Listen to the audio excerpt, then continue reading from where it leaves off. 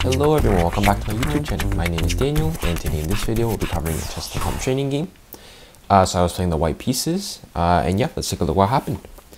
So d4, knight f6, my opponent plays the Grunfeld with the move d5. The idea is to try to basically give white a large center. So the main line here is something like this, e4, and basically you try to target white center here with moves like c5, knight c6, bishop to g4 to pin the knight to the queen, and queen a5 to pin the c3 pawn. However, I do have a sideline here, which I mentioned before, which is the move g3 to put my bishop on g2 and knight on f3. And so this all happens with the move c5, very common here. My opponent tries to strike in the center with a common Grunfeld sort of pawn sacrifice here. If you take, then here there is bishop captures on c3. And let's say after bishop d2, then you can take this rook in the corner. And after queen captures on a1, here you are down in exchange a bishop for a rook, which isn't good. So here I just simply castle, takes, bishop g5, I play e3, simply consolidating the pawn chain here. Here knight to c6, and here I play the move a5, a4. Sorry, typically a pretty common move in this system of the Grunfeld defense. You want to put your bishop on a3 and sort of target this e7 pawn. However, here I did miss the move e5. Quite not the best for me. I honestly shouldn't have missed it, but whatever, things happen. After e5, I play h3, bishop takes. Here after pawn takes, I play the move rook b1. This is also something I've like briefly looked at, I remember. But I haven't looked at it too deeply. I know I went up to like rook b1, and then this was about it because I realized there's some good pressure here. There's another idea that I have that's similar to this that I prepared in the Sicilian defense. If white does, in like the classical variation, if white allows me to play the move d5. So I do know a little bit about how to play these positions. So I thought after rook b1, okay, I just play chess and I'll see what happens. I didn't actually think I would actually end up getting it because I didn't actually think I would actually end up missing the move e5. But whatever, we get the position, so I'm just going to play it. Bishop takes. So now I have these two really strong bishops here staring at the queen side, along with this rook putting pressure on b7. And here my opponent plays queen to c7. Here I play the move queen c1. My idea is I want to take on, I have actually a very interesting idea here. Let's say something, you play a random move like king h1. My idea is to play something like rook captures on b2. After queen captures on b2, my idea is that, oh, sorry, not g4. Here you can play the move bishop captures on c6, skewering the queen and the rook. And after something like, let's say, queen to c7, then here after bishop captures on a8, queen captures on c1, and rook captures on c8. And after rook captures on c8, my idea is to play the move rooks to c7. And here I'm targeting both the a7 as well as the f7 pawn. You probably want to protect this pawn because you don't want to get an outside passer here. So after something like a6, here I play rook captures on f7. I'm cleanly up a pawn, and I should be able to force this into a win because I should be able to corral this pawn on a6. However, my opponent doesn't allow this and plays the move rook c8. So here I just simply bring another piece, rook d1. Here, knight to e4, knight to e5, and here I find this very nice move, bishop captures on b7. Basically, my bishop's under attack here, so I play bishop captures on b7. The queen can't take, because if you take, I play rook captures on d7, and you get my queen, but I simply get another rook for it, and here I'm simply up a rook.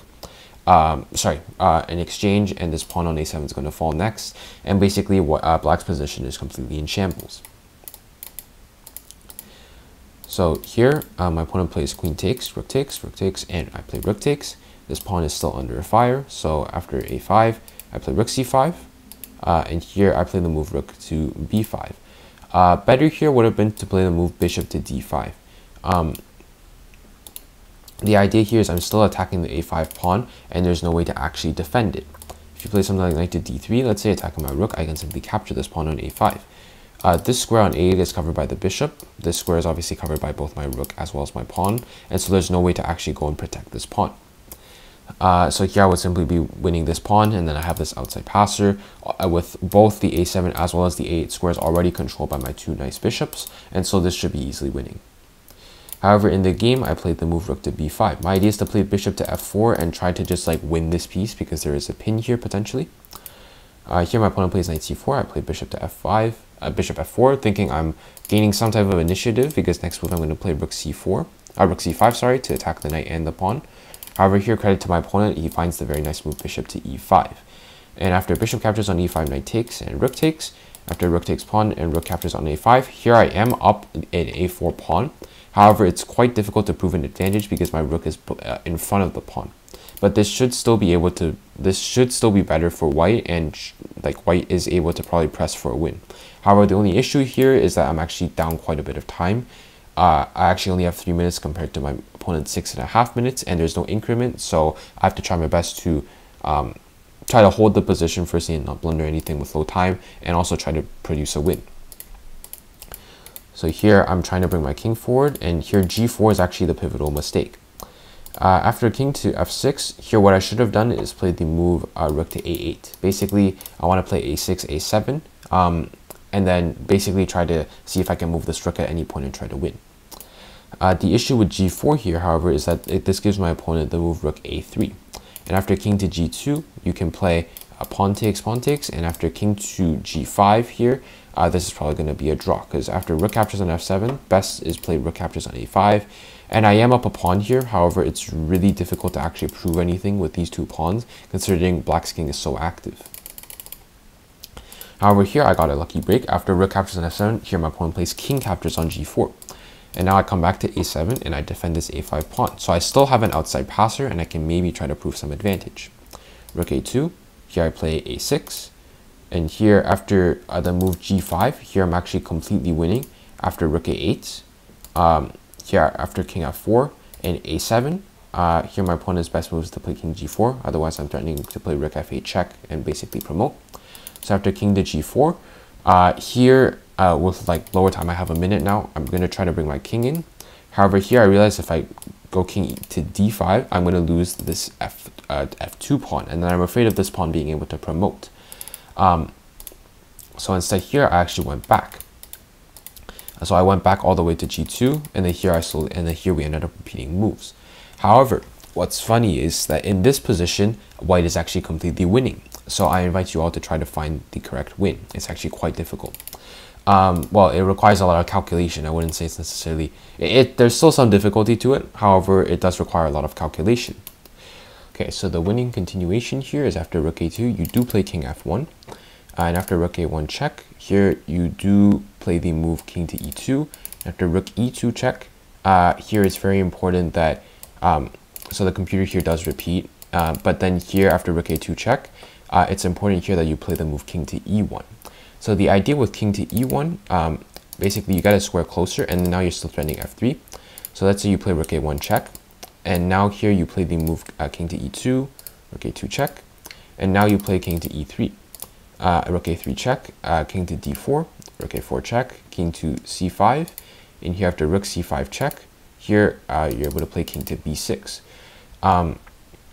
And after king to b6, you'll see that the a7 pawn is now protected. So if you move the rook to like a2, for example, then here you can simply play something like rook f8, just simply to defend this pawn.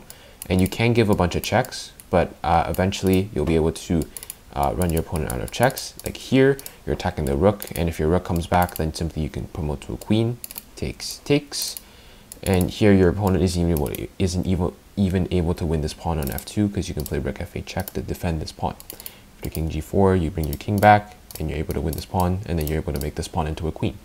So that's sort of the win you have to find. You have to sort of find this little maneuver here to be able to bring your king up and also protect this pawn while attacking this rook in some way. And after the rook moves away, then you have to like defend this pawn or move your rook to any other file, theoretically. Like rook d1, rook d8 is also possible to threaten a queen, and then you're able to basically win the rook, and then you should be able to either protect this pawn or stop the g5 pawn.